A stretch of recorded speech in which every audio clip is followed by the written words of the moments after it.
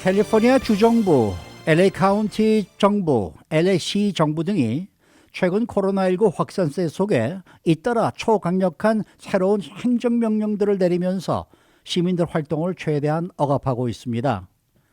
이에 대해 전문가들은 지나치게 강압적인 규제 일변도 정책에는 한계가 명확하다면서 전략적으로 다른 방법을 택하지 않는다면 시민들의 반발이 더욱 거세질 것으로 분석했습니다. 특히 LA와 캘리포니아는 미국 내 다른 지역들과 비교를 해보더라도 비즈니스와 개인 생활에 대한 규제가 너무나 엄격해서 문제가 많다는 지적입니다. 오늘은 이러한 소식을 전해드립니다. 주영수 국장 어서 오십시오. 안녕하십니까. 네, LA 타임스가 이곳 LA와 캘리포니아의 이번 새 공중보건 행정명령에 대해서 아주 강력히 비판을 하고 나섰네요. 그렇습니다. LA 타임즈가 어제 그 캘리포니아 섹션에서 이 로컬 정부들이 스테레 홈 오더를 통해 내리는 메시지를 네. 많은 시민들이 받아들이지 않고 있다 이렇게 지적했습니다. 네. 그래서 그 캘리포니아주나 LA 카운티, LA시의 코로나19 대응 방식이 문제가 많다. 결국 그런 이제 비판하는 내용이었습니다. 그 LA 타임즈는 캘리포니아, LA 카운티, LA시 등이 3월 또 한창 휘몰아치던 여름에 7월 그리고 지금 12월에 이런 그 강력한 행정 명령들을 좀 내리고 있는데 네. 결국은 똑같은 메시지라는 거죠. 네. 집에 머물러라. 집에 있어라. 아무것도 네. 하지 마라. 네. 그런 얘기란 얘기입니다. 그래서 그 개인에게는 모든 활동을 중단하고 집에만 있고 또 모든 개인 활동은 물론이고 비즈니스도 하지 말고 집에만 있어라. 이제 그런 메시지였는데 이 메시지가 전달되는 방식은 좀 달라졌다. 왜냐하면 3월 이후에 7월에 한창 그 코로나가 확산될 때는 캘리포니아주가 4가지의 색깔을 가지고 네. 등급을 정해서 규제를 했고 지금은 5개 권역을 나눠 가지고 이 행정명령을 내리기 때문에 형식은 약간 달라졌지만 내용, 메시지는 똑같다. 아무것도 하지 마라. 이제 그런 내용인데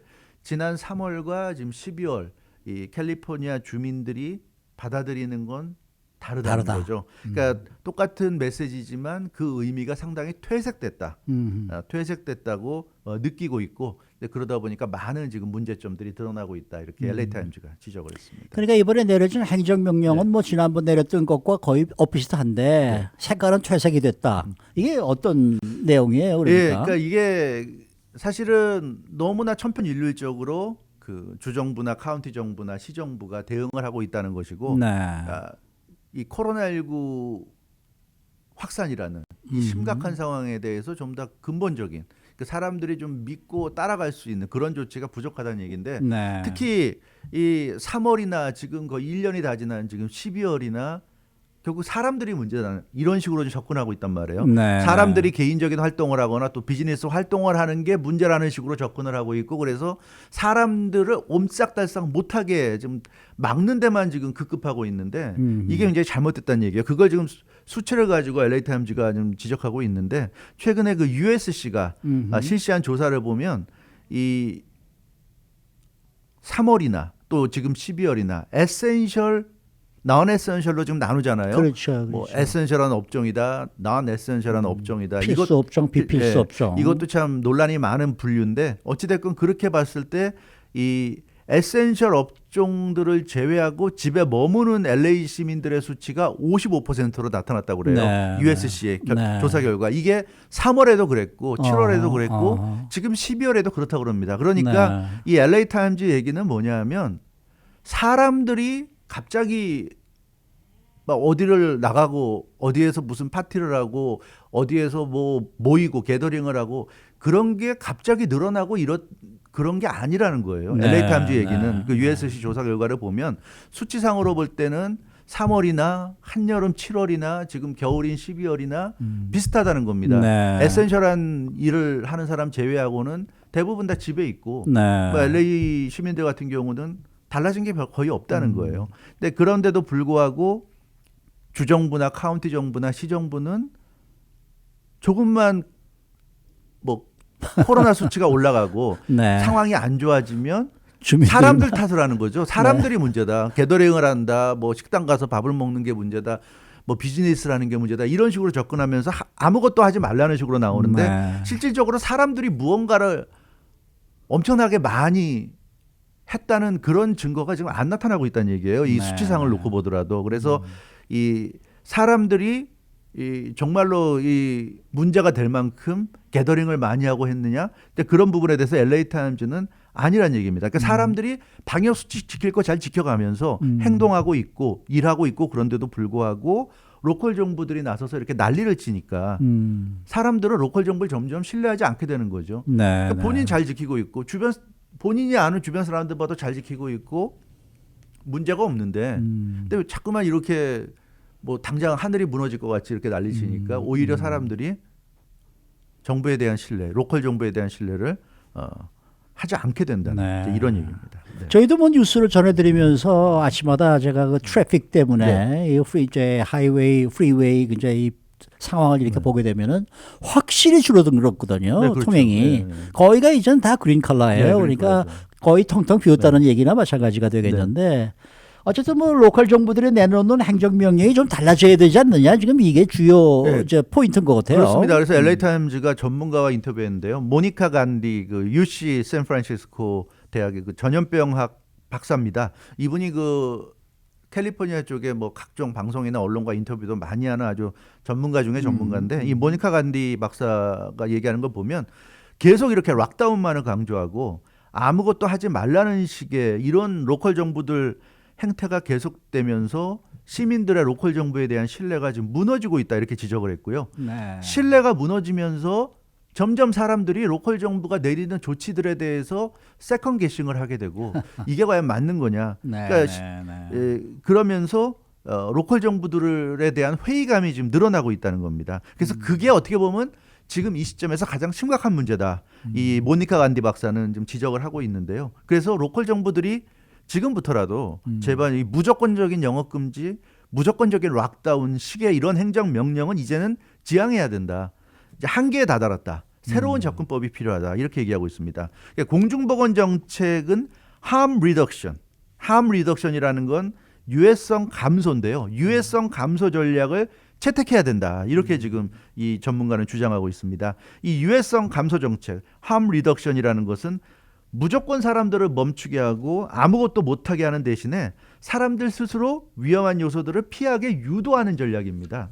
이런 전략을 도입해야 된다는 건데 뭐 성교육이라든가 마약 중독자 재활 등에 이용되는 그런 효과적인 정책이라고 하는데요. 네. 그러니까 이 코로나19에 이런 그 함 리덕션 폴리시를 대입한다고 한다면 사람들에게 마스크를 쓸 것, 뭐 사회적 거리두기를 지킬 것 이런 걸 최대한 독려하는 정책을 펴는 것이 지금은 효과를 가장 높일 수가 있는 것이지 사람들의 일상생활을 완전하게 컨트롤하려고 그러고 사람들의 비즈니스라든가 각종 경제 활동을 완전하게 그 클로즈시키고 장악하려고 해서는 안 된다는 얘기입니다. 그렇게 해서는 효과가 없다는 얘기예요. 그게 워낙 극단적인 조치이기 때문에 일시적으로는 효과가 있을 수 있지만 그건 결코 길게 갈 수 없는 조치라는 겁니다. 네.